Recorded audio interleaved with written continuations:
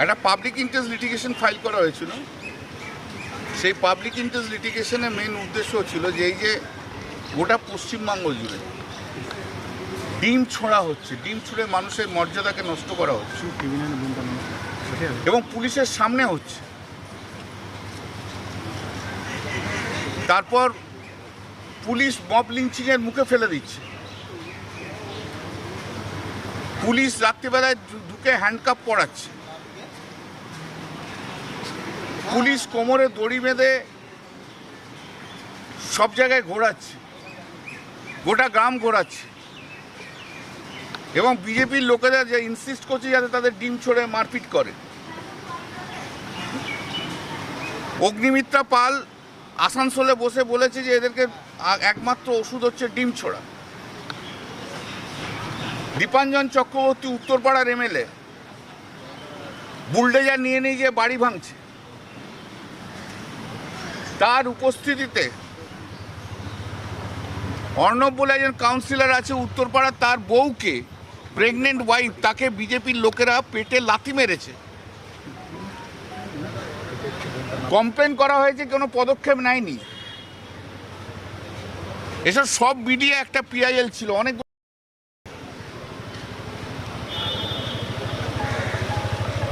এই যে handcuffing bad in law, supreme court 1980 সালে বলে দিয়েছে।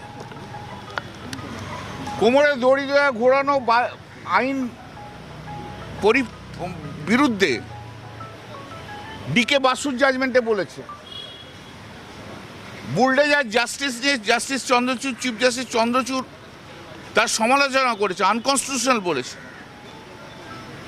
এবং পশ্চিমবাংলায় যে ল অ্যান্ড অর্ডার একদম নেমে গেছে, ল অ্যান্ড অর্ডার বলে কিছু নেই, সেটাই কোর্টের কাছে আজকে প্রতিষ্ঠা করা হয়েছে। আর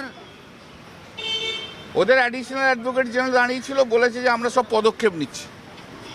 তো কোর্ট জিজ্ঞেস করে তোমরা কি পদক্ষেপ নিয়েছো এতগুলো ঘটনা, যা যা সব বলা আছে পিটিশনে, সাপ্লিমেন্টারি এফিডেভিটে, সব যা যা বলা আছে, আপনাদের দরকার হলে সফট কপি কারোর কাছে দিয়ে দেবে কোন কোন ঘটনা কোথায় কোথায় হয়েছে।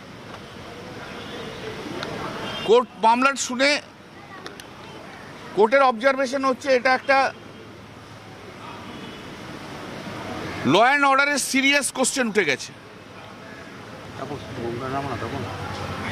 এবং পুলিশ পদক্ষেপ নিচ্ছে না, সেটাও একটা কোর্ট একটা অবজারভেশন দিয়েছে। এবং এইভাবে কোনো বেআইনি কাজ করা যায় না বলেও কোর্ট অবজারভেশন একটা দিয়েছে। অর্ডারটা পুরো এলে আপনাদের আমি বলতে পারবো। যার জন্য অ্যাক্টিং চিফ জাস্টিস মাননীয় honourable justice Tapabrata Chakraborty and honourable justice Parthasarathi Chatterjee দুজন, সেই কোর্ট অর্ডার দিয়েছে যে ইমিডিয়েটলি ডিজিকে ইমিডিয়েটলি গাইডলাইন ইস্যু করতে হবে। সমস্ত থানায় যেন সেই গাইডলাইন গিয়ে পৌঁছয় এবং সমস্ত গাইডলাইন পৌঁছে গেলে তাতে যেন এই যে জিনিসগুলো অপরাধ, এগুলো করা যায় না, পুলিশও কোনো করা যায় না। এবং কেউ যদি করে তার বিরুদ্ধে পদক্ষেপ নেওয়া হবে। ডিম ছোড়া থেকে আরম্ভ করে সব যে করা হবে তার বিরুদ্ধে পদক্ষেপ নেওয়া হবে। তার ডিরেকশন ইমিডিয়েটলি ডিজিকে দিতে বলেছে গাইডলাইন তৈরি করে, এবং পদক্ষেপ নিতে হবে যতগুলো অ্যালিগেশন দেওয়া আছে পিটিশনে, সাপ্লিমেন্টারি অ্যাফিডেভিটে, তার বিরুদ্ধে ডিজিকে এবং সমস্ত পুলিশ অফিসারদেরকে ইমিডিয়েটলি পদক্ষেপ নিতে হবে। আর ওদের কাছ থেকে রিপোর্ট চেয়েছে, 2 সপ্তাহ পর মধ্যে রিপোর্ট দিতে বলেছে। 20 জুলাই মামলাটা ফিক্স করেছে। যে মাননীয় হাইকোর্ট আজকে যে কগনিজেন্স নিয়েছে এইসব ইনসিডেন্টের এবং এই সিচুয়েশন ওয়ার্স সিচুয়েশনে পরিণত হয়েছে, যে অবজারভেশন হয়েছে, আমি কৃতজ্ঞতা জানাচ্ছি। ল অ্যান্ড অর্ডার একদম ফেল করে গেছে। ল অ্যান্ড অর্ডার বলে কিছু নেই, সেটাও অবজারভেশনের মধ্যে অর্ডারটা এলে আপনারা পুরো দেখতে পাবেন কি বলেছে না বলেছে। অতএব পুলিশকে যে দায়িত্ব দিয়েছে সে পুলিশকে তাই দায়িত্ব করতে হবে।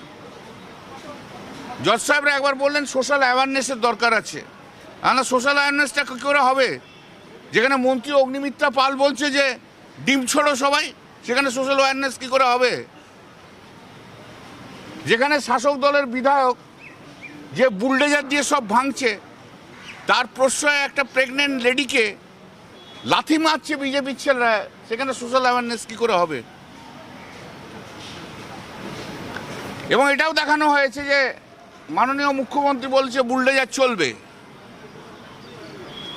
যে স্টেটের চিফ মিনিস্টার বলছে, যে স্টেটের অন্য মন্ত্রীরা বলছে, যে স্টেটের শাসক দলের বিধায়করা বলছে বুলডোজার চলবে, ডিম ছুড়বো, সেখানে সোশ্যাল অ্যাওয়ারনেস হবে কি করে?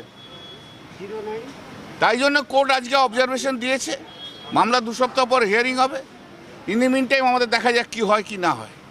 এবং একথাও বলা হয়েছে যে এয়ারপোর্ট থেকে বেরোনো যাচ্ছে না আজকাল আর। খবর দিয়ে দিয়েছে, বিজেপির লোকেরা আসছে, পুলিশ দিচ্ছিল, পুলিশ নেই, বারবার অ্যাসল্ট হচ্ছে, এয়ারপোর্ট এরিয়া সেন্সিটিভ এরিয়া হয়ে গেছে। যে ক্রিমিনাল আছে ধরুন না, কোনো অসুবিধা নেই, কিন্তু সেই ক্রিমিনালকে ধরে মব লিঞ্চিং করাবো, তাকে ধরে ধরে ঘোরাবো, চিফ মিনিস্টার বিধানসভাতে যে বলবে সারা গ্রাম ঘোরাবো, এটা তো হয় না, এটা তো আইন নয়। উনি তো বারবার বলেন যে পাতাল থেকে ক্রিমিনালদের ধরে নিয়ে আসবো। এবার ধরুন পাতাল থেকে ক্রিমিনালদের ধরে নিয়ে আসুন না, অনেক ক্রিমিনালের নাম তো দিয়ে দিয়েছি, তার মধ্যে আপনার কলিগরাও আছে, ধরুন।